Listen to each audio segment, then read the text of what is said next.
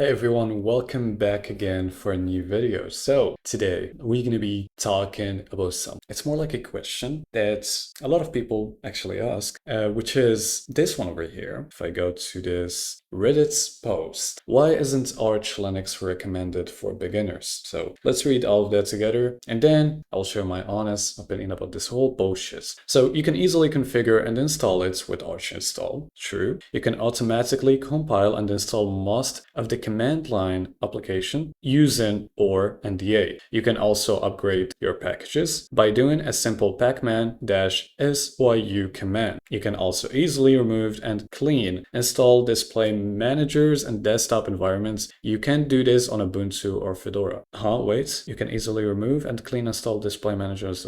Why isn't that possible on Ubuntu or Fedora? You can easily find solutions for most of your issues through Arch Wiki, which is very descriptive and has guide for everything you need. You also get bleeding edge hardware supports on Arch, so newer laptops should work perfectly fine. Now, most of what I mentioned in here is actually true, and the opinion I'm gonna share right now is an opinion of a beginner, okay? I'm a beginner myself. I'm not an expert by any means, and we could say that I started using Arch Linux as a beginner and somehow it did work, even though it's not recommended. Now go over here, you can see that the distro I'm using is Endeavor.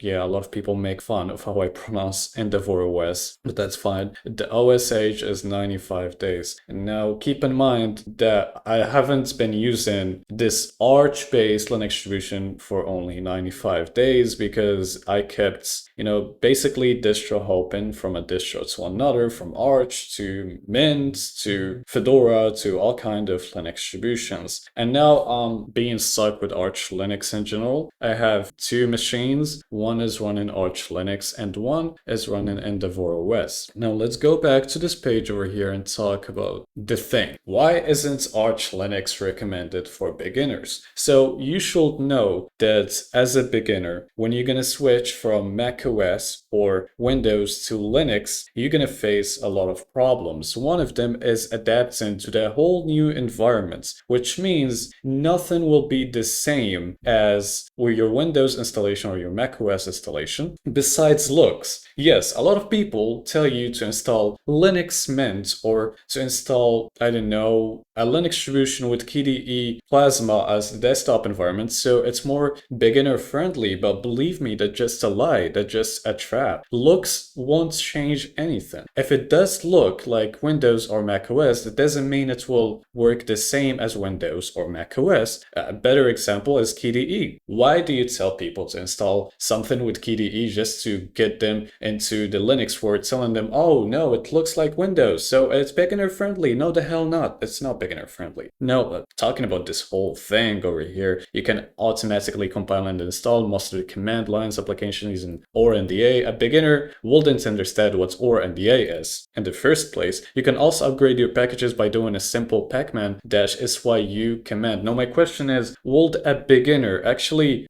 deal with the command line? Like, as a beginner, if you've been using Windows for most of your life, I will assume that you barely had to use the CMD. I'm just saying, I'm a Windows user, I barely use the command line. And you expect me to just be, oh, I'ma just use the command line now since I switched to Linux. Yeah, that's something you have to do, especially with Arch Linux. You have to deal with the command line. You're forced to. That's a thing. But will you actually adapt to it? Yeah. By time, you will learn how to use it. And you will learn how to do everything with the command line. It's not really that hard as it seems. You can also easily remove and install display managers and desktop environments. You can also, like, as a beginner, you don't need to do any of that, okay? You really don't need to do none of that, especially with Arch. You could just choose, for example, XFCE or KDE as your desktop environments and keep using it forever. You don't have to just keep hopping around from this one to that one. If you care more about looks, yeah, then go for it. But we're talking about usability of a Linux distribution. You don't need to just keep switching around. You can easily find solutions for most of your issues through Arch Wiki, which is very descriptive and has guide for everything you need. Now, the problem is, and that's something I had to deal with when I first started using Arch Linux, is the Arch Wiki is super detailed that it gets you bored sometimes. It gets you just sick of it, okay? You don't want to do this no more. Like, I be reading the Arch Wiki, trying to follow step by step what I need to do, and then be like, what the am I even doing? Do I really have to read the whole thing and go through all of this? And then I just end up using AI by just making a little prompt, asking AI what I should do, and then it gets a simple answer. The Arch Wiki isn't for beginners. I'm just gonna be honest with you all. Not everyone is willing to read I don't know how many pages in the Arch Wiki to get something solved, especially beginners. A lot of people, including me, when I first started the thing, mostly I was using AI. Most of the time I was just using AI. Whenever I face a problem, I ask AI, and of course AI gets all of the shit he gonna answer you with from the Arch Wiki itself, so it's more like a time-saving thing. You also get bleeding-edge hardware supports on Arch, so newer laptops should work perfectly fine. That should not be included in that list anyways, because Arch or Linux in general work on anything. Doesn't matter if it's high-end or low-end or a piece of shit or a piece of crap that you found in the trash, it will work. The only thing is that you have to tweak it a little bit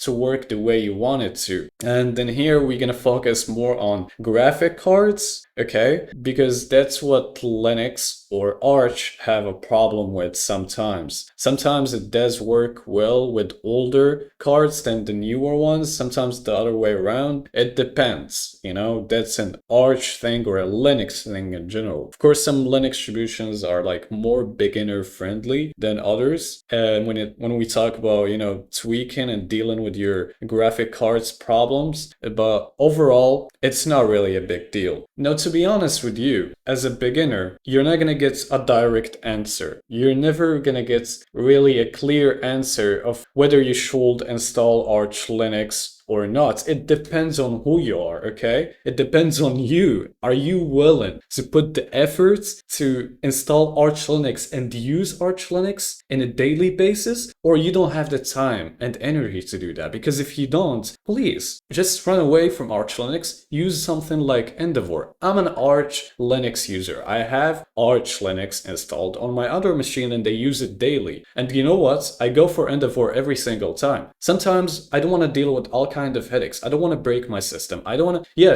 sure, I can basically have that little Wayback machine that's, you know, I'm not gonna just explain this, but you can just, if in case you broke something, you can just go back to a previous state where Arch Linux was working. But overall, even Arch, like real Arch Linux users, don't want to deal with headaches, okay? They don't want to break stuff. And hey, let me mention that because a lot of you guys will say that, oh, it's an Arch Linux problem. No, it's a user problem. It's not an Arch Linux problem. Arch will not just break with no specific reason. Well, it does sometimes, which doesn't make sense. But mostly it's the user problem because we'll break it, then blame it on Arch Linux itself. That doesn't make any sense, okay? I don't know what to say, but if you really want to try Arch Linux, keep in mind it's not for beginners. It's whoever gonna tell you to install Arch Linux, and you basically just, you know, remove the Windows and you want to like try Linux and daily drive Linux, please don't go for Arch Linux. Run away, dude. Don't do this to yourself. You're gonna put yourself through some pain, some really bad shit that you don't want to go through. Use Endeavor, use Cache, I don't know, but Arch Linux, like